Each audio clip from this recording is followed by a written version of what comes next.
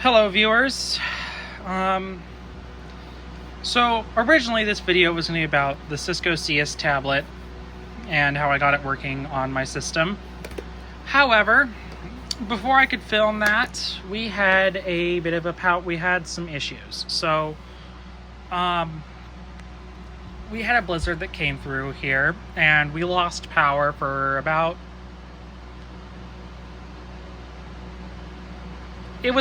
probably 7-8 hours.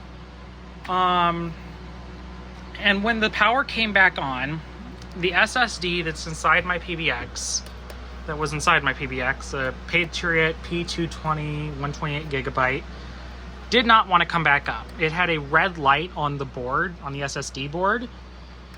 So I don't know if it died or whatever, but it would not. I even tried plugging it into Windows and everything, and Windows couldn't even recognize it. Like, it would just, yeah.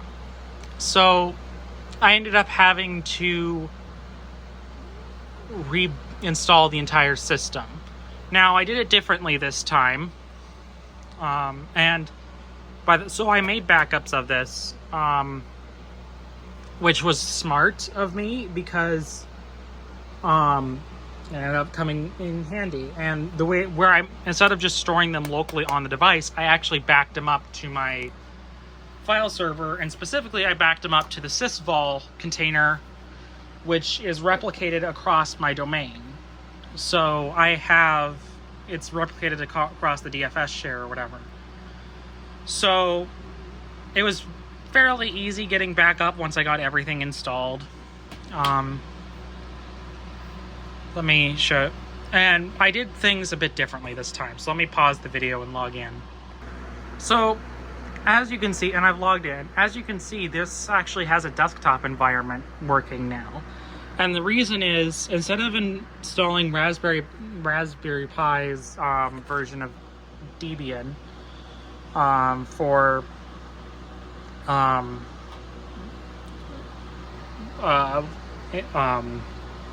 PCs, I just installed basic Debian 12, and that is what is currently running on this server.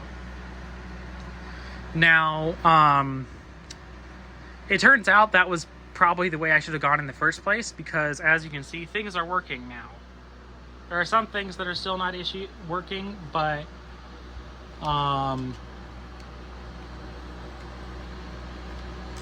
lot of stuff is now working. So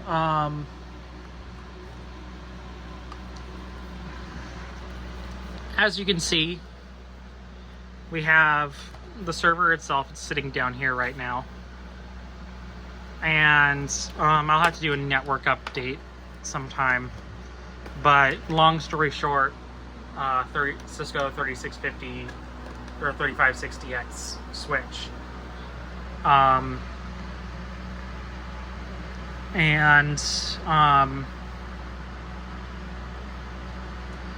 But yeah, so this is running Debian 12 with, I think, GNOME desktop environment. Now here's the nice thing. My winbind command and my binding it to the domain actually bound it to the domain, I think, permanently. Whereas with this, I have to re-register it every time it reboots. So that's actually quite nice to have, where this just works on the domain if it's connected. So anyway, it's working. Trying to think. So as you can see, this graph is now working. This system overview panel is now working. These weren't working in my previous iteration. I have upgraded this to *22. This is still FreePBX 17, but as you can see here, it's *2020 or 22.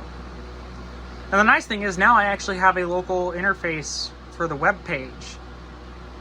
How do I hide this? I don't know.